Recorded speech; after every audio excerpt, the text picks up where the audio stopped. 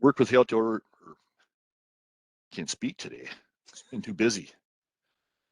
Uh, Benji Cohen with Minnesota DNR, work with the Minnesota Outdoor Skills and Stewardship Series in the outreach section. So I'd like to welcome Eric to our program today. He's going to cover kind of the gamut of youth fishing leagues in Minnesota. He's, besides being a DNR fisheries employee, he is also a captain with his local fishing team. So Eric, go ahead. You can share your PowerPoint and introduce yourself. And I do have it shared, I thought. Is it not oh, showing? not seen it yet. No. Oh, So share. there we see it coming up. Now we got it going. Bingo. Perfect. All right. Sorry about that. All right. Well, welcome to the this wonderful Wednesday in May. I was just out stocking some walleye fry this morning, so it was kind of a busy morning. But again, my name's Eric Altena. I'm an area fisheries manager here in Little Falls, Minnesota. I've been with the department for about 23 years, and believe it or not, what got me into doing this job was my love of fishing. And I got a little story to kind of lead into this, but basically, um, when I was a year and a half old, I grew up in Connecticut, and my mom claims, now I don't know if this is true or not, because obviously I don't remember it, but my mom claims that we were at Mystic Seaport, and there's a little shallow pool there or whatever, and I grabbed a stick as a year and a half old kid and pretended like I was fishing. And the interesting part behind that is that I'd never seen fishing. It's not in my family.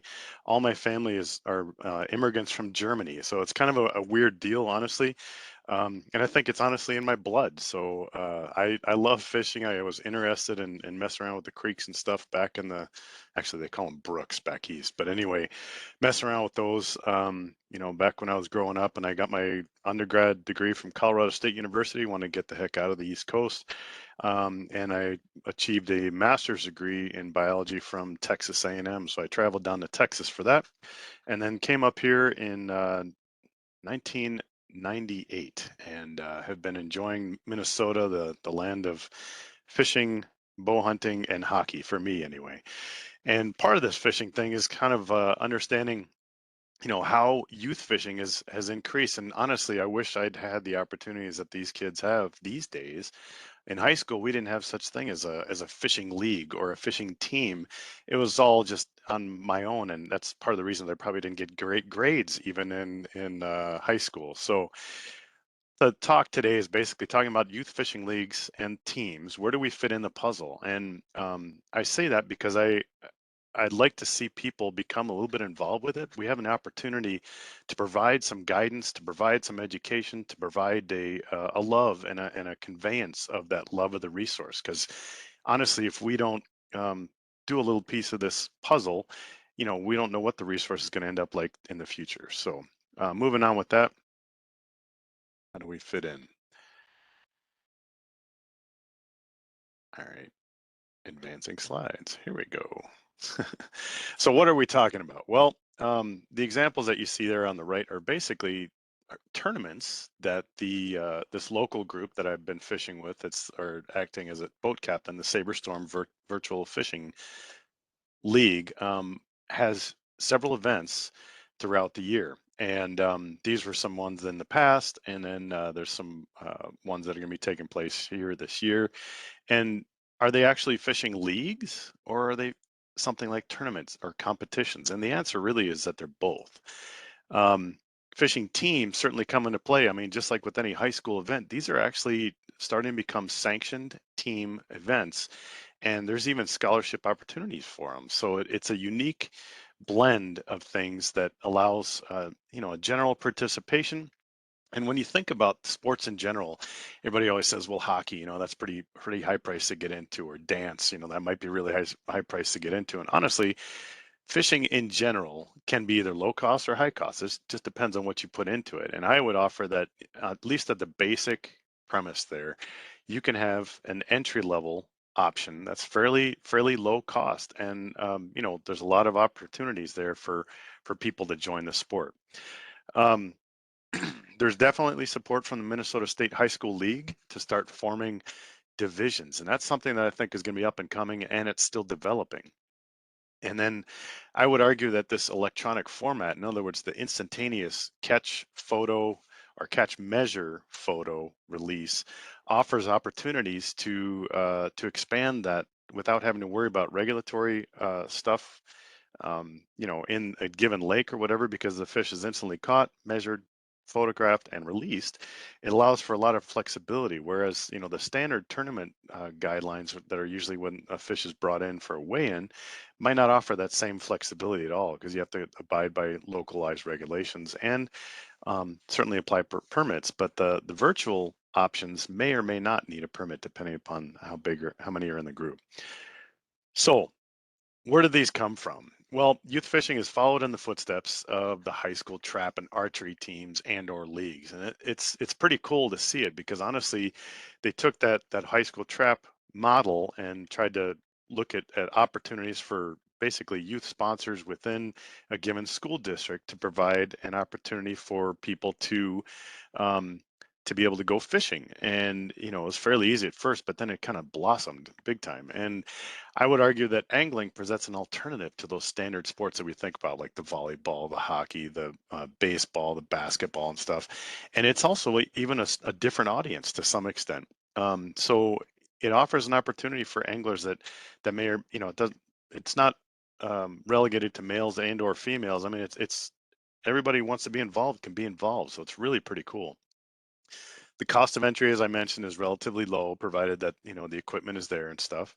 Um, and I will say that the equipment suppliers are clamoring to help these high school teams. I mean, there's certainly a bunch of sponsors that are involved with a bunch of these teams. Now, if you look at the jersey that this kid that I was playing boat captain for is wearing, you can tell that there's several different local sponsors that are on there. And honestly, they can get rod deals and reel deals that are very good, and makes it more affordable even for high quality equipment. So growth has truly been amazing. And I say that kind of with a grain of salt, in that, the growth is good because we're getting a bunch of youth anglers into the sport and providing an avenue for them to fish.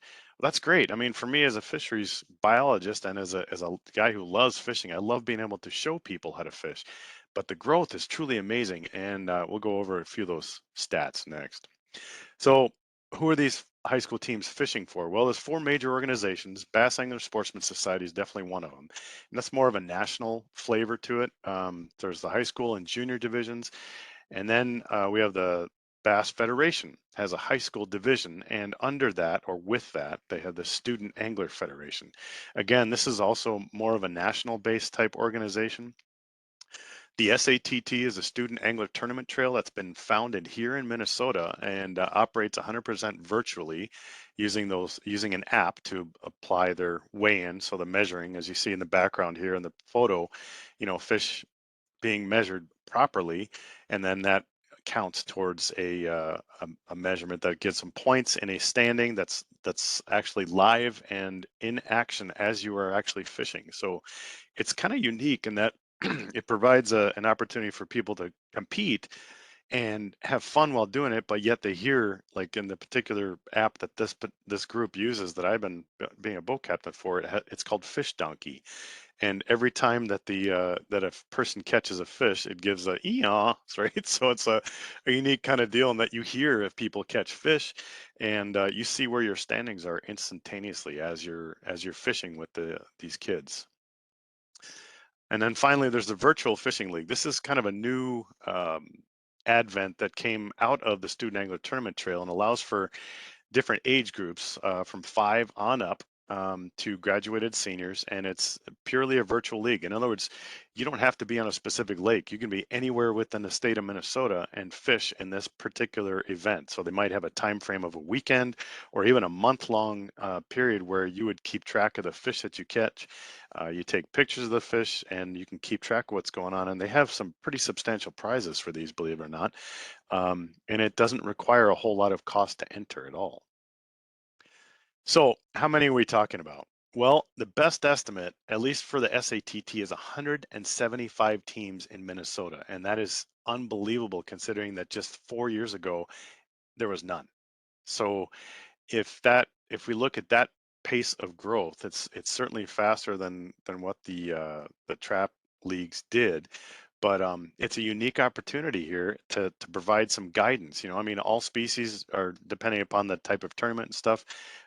There's certainly an option for them to operate, and like with this local group, the Saber Storm fishing team, they have their own little app and they run their own little part of the schedule. But then they can also participate in these larger events with the Student Angler Tournament Trail.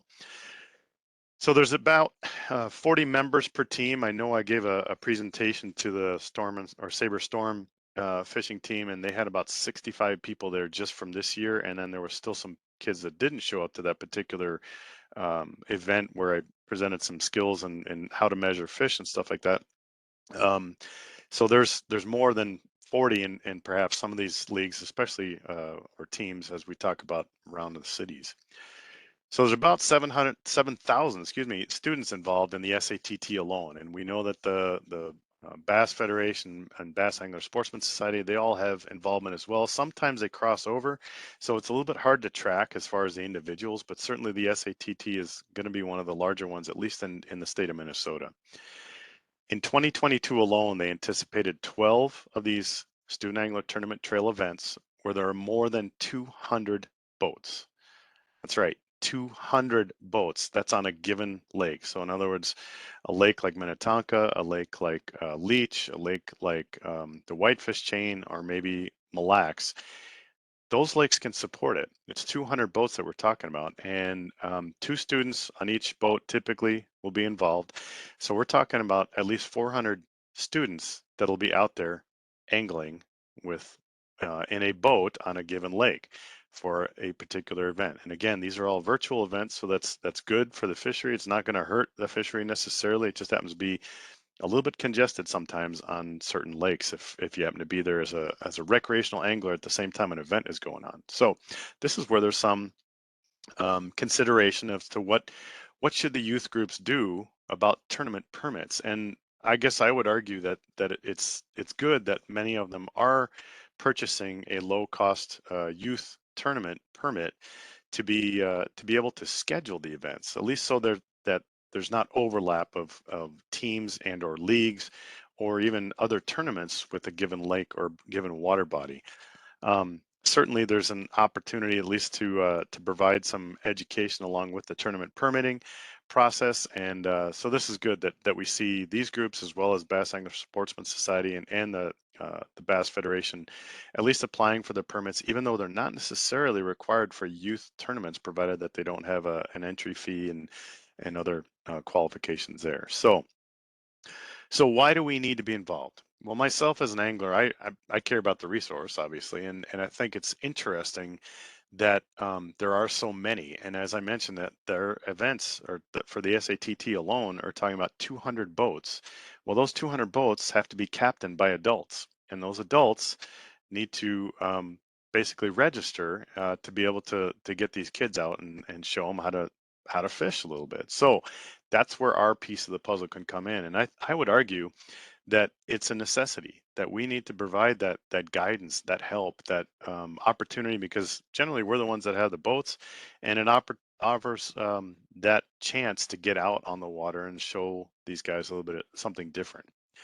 So in 2021, 893 boat captains were registered and even participated in some of the events. Like in the case of this Saber Storm group, and I know others, they allow the actual boat captains to fish as well. So they become part of the team, which is really pretty unique in that you can help out a given group and you can actually participate in the event. I know you're donating some of your time, but honestly, sometimes there's prizes that are awarded like gift cards or something like that can make it a little bit, I guess, an incentive for some of the boat captains as well. Scholarships, and I mean it, yes, scholarships are awarded to the tune of over $50,000 have been earned just last year alone, and recorded or whatever for the SATT alone. So I know that the scholarship thing is kind of a big deal, and it's becoming more of a big deal. And believe it or not, it's also been observed at the college level, the collegiate level. So some institutions are offering complete scholarships for angling, and I look back on this and I'm like, man, and I wish I had this as an opportunity when I was growing up, because I think I could have been okay. It's just with my love of angling and stuff at the time. But honestly, it's a pretty unique deal, and it is definitely growing within the state of Minnesota as well as nationwide. So it's a pretty neat deal. Um, so involvement definitely is needed. We can be good teachers of the sport. We can encourage good stewardship, and by this I mean, just understanding that one, most of these tournaments are going to be, or these tournaments, these events, with these high school teams are typically catch and release format, but some, there's an opportunity to provide guidance on saying, well, you know what, if you're going to keep a fish, maybe it's good to keep the medium-sized stuff instead of the biggest of those species that you're fishing for, whether it's sunfish or bass or crappie or walleye or whatever. So we can be the encouragers of that good stewardship, and we can be good teachers of the sport of fishing, just understanding, how you act on a ramp, and basically the good sport ethics, just being, cool about giving somebody their space when they're fishing on a spot that you wanted to go fish. It's not a matter of, being so competitive that you have to get to that particular area, but just saying, look, here's an opportunity that I can lead by example and say, I don't have to be this type of person. I can, go fish another spot in the meantime and wait for my particular spot or something like that, if that happens to be the case. So good sport ethics, understanding the thrill of victory, the agony of defeat, and all the above, I think is an important opportunity here for us to be involved, and we can at least show the love of the sport. And I guess that's why I'm doing the talk, to be honest. I love fishing. I grew up with fishing. I did it on my own, and I'm glad that I have the opportunities that I did. And it led me to a career in fisheries. And maybe there's something that leads to that. I can't say that that's going to happen, but certainly we all know that being outdoors and being out in the environment definitely is a good thing for the soul and for the body. So I guess I would argue that it's a healthy thing to get people involved with. And we can also show a love of the resource. This is something that I'm adamant about. Um, I know that we in the profession, in the fisheries profession, we always talk about, well, how do we know if we're doing the right thing or not? Well, we know that there's a caring for the resource. In other words, we don't want to trash it. We want to view it as something that's of value to not just me, but to everybody that uses those resources. And there's a reason that, like the plants in the background of the picture there, even though they're cattails, they are valuable as habitat, as as structure, and they act as a filter, as well as they provide waterfowl habitat. So moving forward, what do we do? Um, we have an opportunity to not only win some trophies and stuff, which is kind of cool. The Saber Storm end of the year tournament that they had, I was the boat captain for these guys, and they end up winning, which is kind of cool. But we have the ability to teach the basic skills. So I would offer that, you can teach as you are fishing, how to do basic knot tying. I mean, there's so many different knots that we can use, and some are great for, for taking, showing a kid how simple things are, like doing a Palomar knot or something like that, or just setting up a drop shot rig or something, more complex along those lines. What does it take, or whatever? What about lure selection? Well, certainly we, with some of the experience, can provide that opportunity to say, hey, here's an opportunity to use bait, or here is maybe a good time to use a jerk bait that you suspend over time, and you use a different retrieve. What about equipment selection? Well, certainly we can help with that from the standpoint that, most of us have acquired some equipment if we're older or whatever.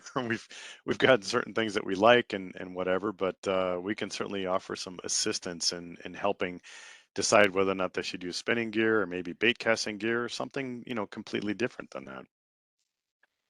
The presentation of lures, how we should move those lures through the water. Obviously, if we're talking about slowing things down and we're fishing for bass, and we're talking about a Texas rig, these opportunities of, how we present that lure in vegetation, around brush, or around woody structure or whatever, over rocks, all those can be different, and that's where we have the opportunity of, showing folks how to do things, and can be guides in how to do that.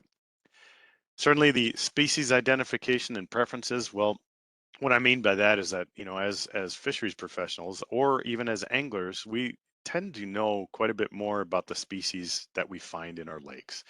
And I guess I would argue that we could offer, help in the species identification, because sometimes these guys don't quite know all the different species that they're catching. So it's an opportunity, and I shouldn't say just guys, but these student anglers may not know. And then what are those species preferences? Are they are they, fishing for something like a sucker or red horse, or are they fishing for something like bass or crappie? I mean, all those things have different preferences, and the types of lures that you use for those all can be instructed upon. And this is a great opportunity, I guess, a teachable moment, if you will, that can be several hours long. So, we're guiding them to different structure in the lake, trying to understand, where they can have the opportunity to catch some fish, and then hopefully help them figure stuff out on their own. And this is a little bit more difficult these days, I would argue, because there's so many people that are tuned into their phones, so their electronics and everything like that. And I would argue that some of the younger generation may have a tendency to not think about their surroundings and how to apply the knowledge that they're gaining. So this is where we can help as guides, as anglers, as boat captains, to be able to help them sort of think for themselves. And what I've done with a couple of these guys is say, hey, here we are, we're sitting in 18 feet of water or whatever. We're pitching for bass. What do you think we should throw here, and why? The temperature's 63 degrees, whatever the circumstances are. Here's an opportunity where you can build that puzzle, and then maybe in later communication you can ask them to say, hey, what are some things you think you might do? So it provides an opportunity to do that. The proper measuring technique. This is something that I've helped out the local group about, and I know there's some videos online, which is good. But it is important. And I guess I would argue that, from the standpoint of even our state record program and our catch and release records program, they depend on measuring those fish properly. And by that, I mean mouth closed and tail pinched, at least for virtually all the species that we're talking about, because when they take the photo, the people that are reviewing those photos in the particular organizations, whether it's a local one or the SATT, they need to verify that that is indeed the measurement of that fish that you are recording. So in the electronic apps, it gives you the opportunity to provide the actual measurement that you say it is. So, for example, a fish that would have been, say, 17 inches, you have to show proof that it is 17 inches on a measuring board. And that's why I showed those measuring pictures earlier. So there's a proper technique, and I've shown this to many of the kids over the years or whatever that I've been helping out with this particular group. And then proper fishing etiquette. I kind of talked about that a little bit earlier, just saying that, for launching, for example, how we drive a boat around certain areas, and maybe avoid, high traffic areas, or, getting close to a recreational area or something like that. Basically being a proper steward, being a proper citizen on the water. And it's just an opportunity to show some of those techniques, hopefully by your guidance. Understanding fish behavior. I wish I could say that I did actually understand all of fish behavior, but at least maybe help. I feel like, at least in the position that I'm in, I have the opportunity to do that maybe a little bit better than some others, because I have the netting results that I kind of use as a backdrop for my knowledge. I was fortunate enough to do a telemetry study a number of years ago on the Mississippi River, and it really helped me as an angler understand where those fish were moving to and from, and why. So understanding fish behavior, even though I'm not going to say I understand it completely, um, it's something that's a constant learning lesson, and something that we can maybe help out with based on temperatures and time of year and stuff like that. And then finally, probably one of the biggest bullets that I would offer is understanding the importance of habitat. As a fisheries manager and a person that likes to fish a lot, I think just understanding that the habitat is important. And if you look in the photo in the upper right hand corner of that particular picture with the fish in it, there's lots of habitat. I mean, we have, a grass bank that's kind of a cut bank, and then there's some logs in the background, and all those provide excellent habitat for fish. And it's stuff that needs to be preserved, and it doesn't always have to look like a a lawn, a mowed lawn type area in front of some of our lake lots. So I think if we can convey that message that that habitat is important, that fish need a roof over our heads just like we do, it makes it a lot easier for us as an agency, as well as for you as an angler. If you have stuff to fish around, it makes the fish catching that much better, and ideally provides quality fish populations as well. So understanding the importance of habitat is kind of a big sell for me. But honestly, it's enjoyable just getting these anglers out. I've had some really fun experiences, and there's a lot of jokes told and stuff during the time that we're fishing, and I think the kids really tend to appreciate the opportunity to get out with somebody. I'm not saying I'm the best or even good at it, but I try. And I think, that's where we definitely can fit in. So moving forward, I would argue that if we as adults can provide the opportunity to help out these organizations grow at a pace that is, safe and good with proper, instruction and stuff like that, we have a lot of good outcomes hopefully coming forward. And with the age groups that are getting involved now from 5 on up to through high school, basically, it's a unique avenue that provides this unique opportunity, honestly, for us to be instructors in the sport and provide some guidance. So, with that, I thank you for your time, and certainly am willing to take any questions you might have, I guess.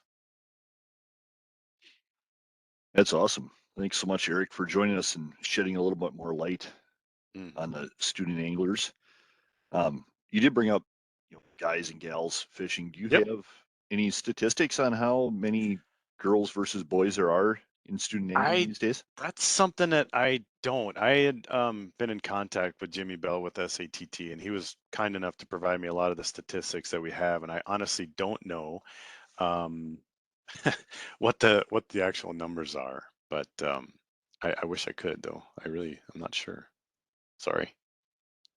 Yeah, I'm I not do. either. So, Yeah, I would say, at least based on the local groups that I've seen and some of the participation in other events, maybe 10% female to 90% male, but okay. that's just a guesstimate, though. I can't say for sure. Well, like I tell my girls, I'm a father of two twin girls, and they do some mountain Sure. biking and some shooting sports, and I'm like, there's plenty of room for women to grow in these sports for Exactly. scholarships and be motivated to do it. So, and I really like to talk. We talked a little bit before the show about coaching and stuff. I'm a coach on my daughter's mountain bike Yeah. teams and jumping through a few hoops on that. I'm trying to move up a coaching level. I don't know if they have that in the angler leads, if there's different levels of coaching and stuff, but Well, I haven't seen that yet, okay. at least within the high school stuff that I've been involved with. I know it might be an opportunity in the future, but at least at this point, they're kind of clamoring for boat captains basically to Yeah. provide this platform to be able to fish. So I think that's across the country and across, you know, mountain yeah, biking, uh, fishing, shooting sports, all they're looking for people to mentor and absolutely. volunteer and help Yeah. out across the board. So, and I talked to a few people that are, new retirees and they have a boat, and I was, I'm a mountain biker, and I absolutely love, I think the intrinsic value of just being out there with kids, and you're forced to get out, even the weather's not perfect or whatever. It's something I know every Tuesdays and Thursdays from Yep. July on, I'm at the trail and I'm biking, working with some kids. There you And go. it feels good to get out there and Yeah. And participate in it. It kind of forces you to put that on your calendar and do it, yep. which makes you a better fisherman, Hmm. fisherwoman, biker, whatever you're doing, right? Yeah. So Yeah, it definitely, it's something that after having participated in league fishing with my son, um, we had done that together, and then I started getting into this Saber Storm stuff, and honestly, it is pretty cool because it, like you say, it does force you to get out. It forces you to fish on that specific day, and it's a different ball game when it's not purely recreational. And maybe that's the appeal for some of the tournament anglers, is that it forces everybody to be on the same playing field on that given day. And yeah, maybe that's the appeal. I enjoy it on occasion, but I'm not going to say I'm a hardcore, tournament fisherman, but it's fun, and I think these are kind of low key ways to sort of manage that stress, manage a live well, quote unquote, even if it's virtual, and that's good experience for the students to have as well. So Yeah, that's great.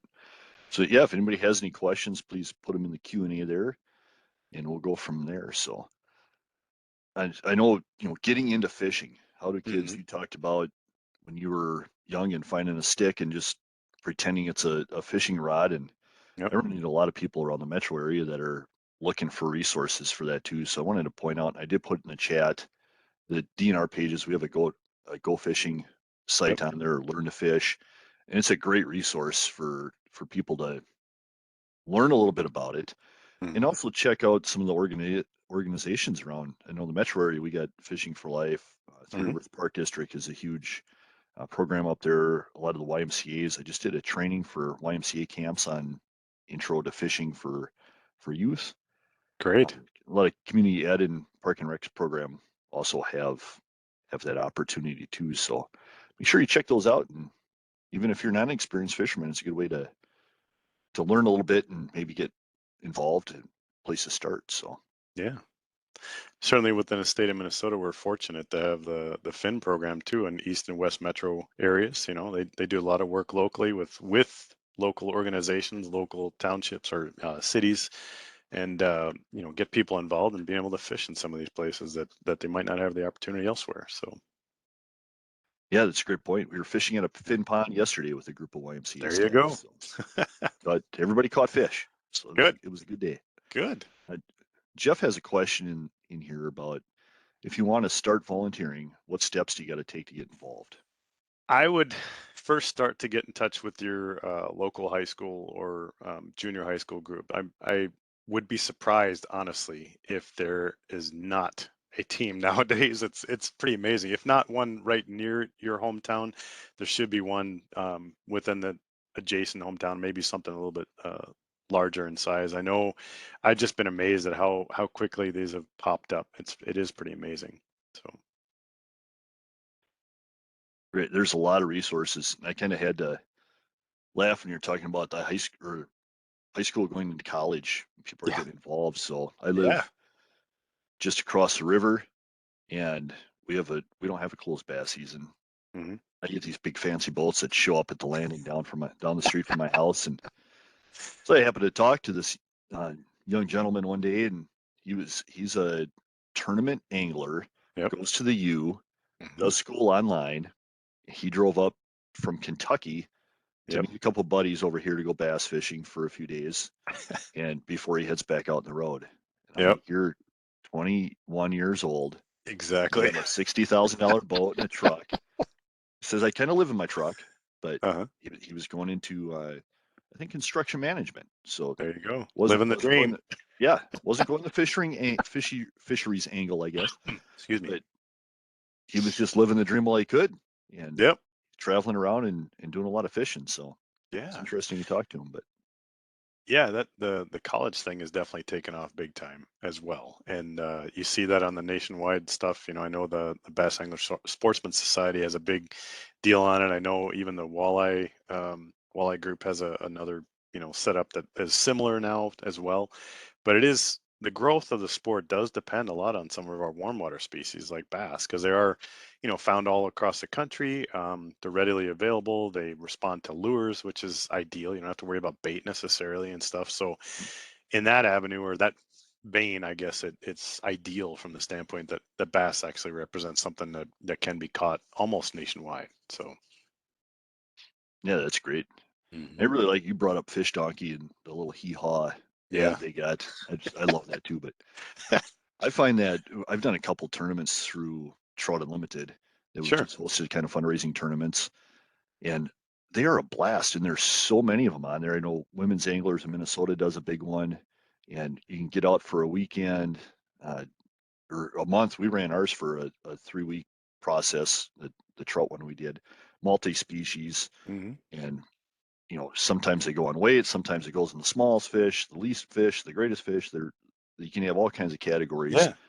then you can fish anywhere in the state. You're not Right. necessarily Yeah, specific spots. So that is the beauty of it. It allows for, I guess, some people to quote unquote get together, right?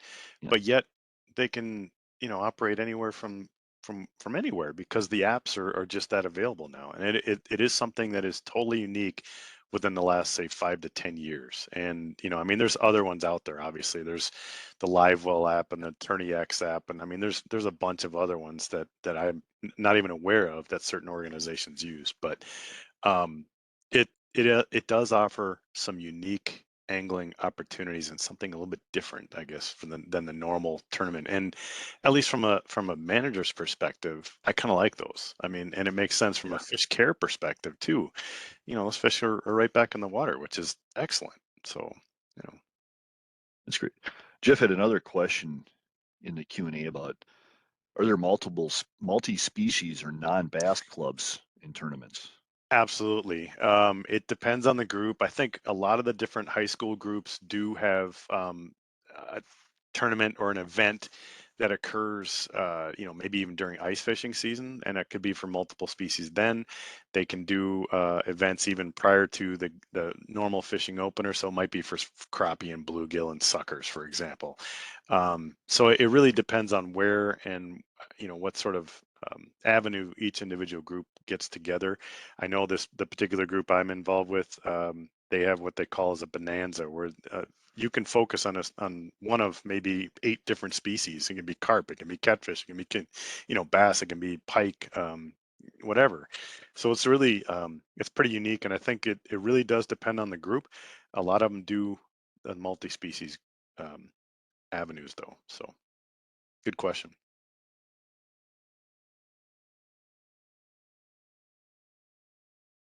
Benji. I think you got muted, at least to me. You're right, I did. I sneezed there and I muted myself and forgot to unmute. Sorry. Thanks for pointing that out.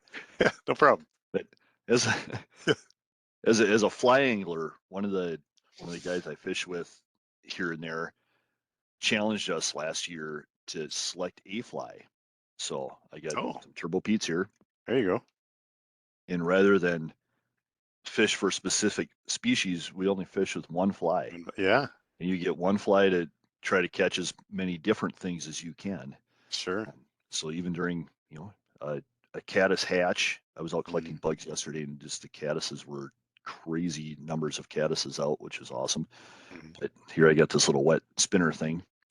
It doesn't do too good, but maybe I'll think of that next time for a different choice. But using one lure or something like that's kind of a Yeah, challenging thing, yeah. and it makes you think differently about fishing. There are even certain uh, manufacturers that sponsor tournaments that are specific to either that name brand or even the specific lure within that name brand. So like I know Berkeley does one for a given lure type or something like that. So I know that is another avenue that could be explored even for these high school groups. Say, okay, you got to use all topwaters today or something like that. I mean, it really it really depends on the group and what sort of interest there is in doing that kind of thing. But yeah. That's great. I know we had a comment in the chat. I think she left already, but Teresa commented that she's a non-fishing mom of young teens who love to fish, and she was thankful for all the resources that we gave out. So, Good. and I hear that a lot when we do Yeah. these talks, and it's awesome to see that people are providing those opportunities for the kids, because there's a lot of them out Yeah. there. There's a lot of opportunities. Yep. So I guess I haven't really seen growth like this in a long time. So it's really impressive when you look at the number of kids that are involved now. It's like, holy cow, this didn't even exist 10 years ago. And I mean, honestly, I'm impressed. And I would, like I said, just encourage you to get in touch with some of your local high schools and see if they have a team locally. If not, maybe there's one adjacent that would be willing to either get the kids involved, or you could be involved as a captain. So yeah, we always need more volunteers and captains. Do you yep. have a favorite um, club memory or fishing memory with the club that you I think kind of sticks in your mind? Yeah, so I took them out. That that one picture that I had that showed, us winning the tournament or whatever it was, that event. It was kind of cool because the kids weren't sure what we should be doing fishing. I said, well, how about we try this kind of thing? But you guys make the choice on the lure selection from here on, from this point on out or whatever. Here's the areas that we're going to be fishing. What do you think we should use? And they did it, and all of a sudden they started catching fish, and that was for me the most rewarding thing. It's kind of like if you guide people. I do this thing with Trolling for Troops as well, and that's a similar type of venue. We take Mhm. veterans out, um, but it's so more rewarding for myself anyway to have them kind of figure stuff out.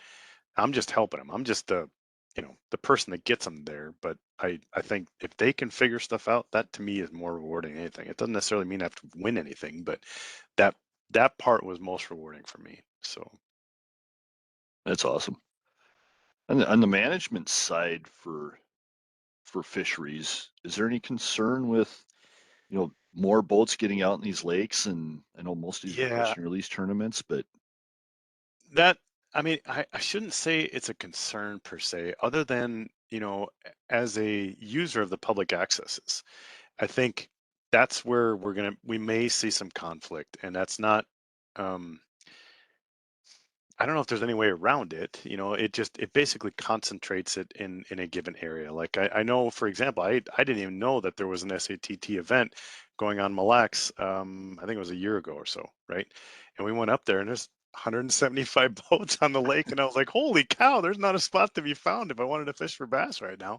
And wow, it's just part. I know it was pretty amazing, seriously.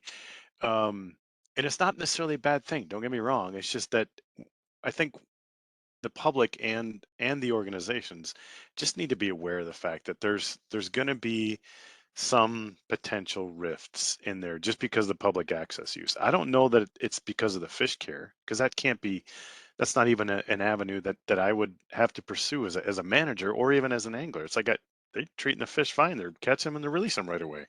That's no different than I would do as a recreational angler that catches and releases. So yeah, is it is that bad? No, but the access use and maybe some congestion and stuff might be a problem. So I really like the point you made, and I've preached this for years too. Is you were talking about, the care and the respect that these kids have for the resources now yeah. is a huge part of it, because you can go to any city and you can go anywhere in the country and find Hmm. a river or a stream or a creek that's just has garbage in it, or it's Yep. polluted and stuff. And it's a lot of that comes from not knowing and not caring about the resource. But when you're out there every day and have a love and a passion or a drive Hmm. for fisheries and water resources, I mean, feeding that desire and wanting to care for that just kind of comes into play there. So the more people we have out there doing it and looking after our Yep. resources, the better off we are. And we can sell more license, which helps us do some of the Sure. important work that the DNR does. Sure.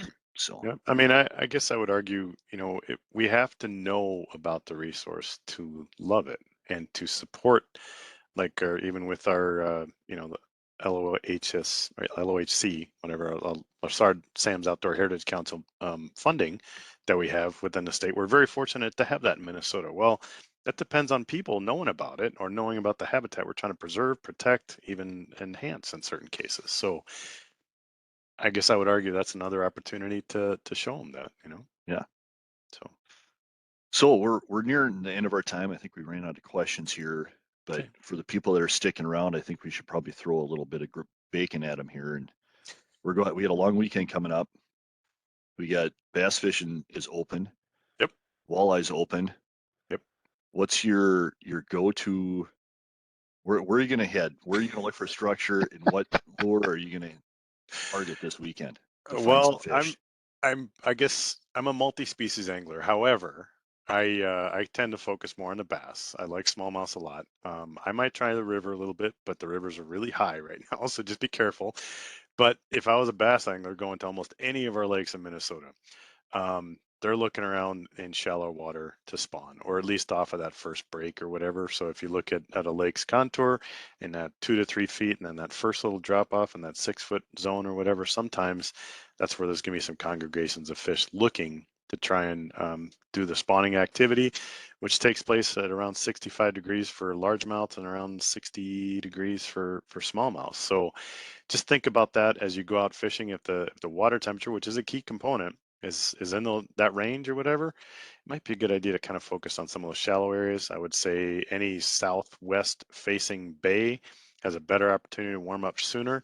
If you're looking for other species, stuff like crappie, they're actually nesting already right now in many of our lakes, at least in central Minnesota. And if you're looking for that, I just look for the habitat. So in the case of crappie, bulrush, bluegill, similar type of thing, they're going to be cruising around shallow as well. So this is one of the unique times a year where honestly you have an opportunity to catch pretty much any species within that 6 foot and less zone right now. So I would argue any lake, I'd fish on the southwest facing stuff. and, and throw in some moving baits just because I like to cover a little bit of water, but that's just me. So Awesome. yeah. Good tip. I got my sister is actually coming into town. She lives in Alaska. She's coming back from Norway Oh, great. this weekend. So I am going to hit the southwest Minnesota streams, hopefully, Nice. and do a little stream fishing. And with the weather, we got quite a bit of rain today. So, but I'm Mm. hoping the stream's going to clear up, and I will be out there with probably my pistol Pete, so I get a little vibration in the water and see if I can get into some trout. So, There you go. but thank you so much for your time and sharing your resources. And for those of people that tagged off a little bit early because I was talking too much, you just missed out on the best tip of the year on the mouth I program. So, don't know about that, but we'll see. Eric, thanks again. My We'll pleasure. sign off. Cassie, if you want to move us to back to we'll end the recording and move back to the practice room and check out. So, thanks everyone.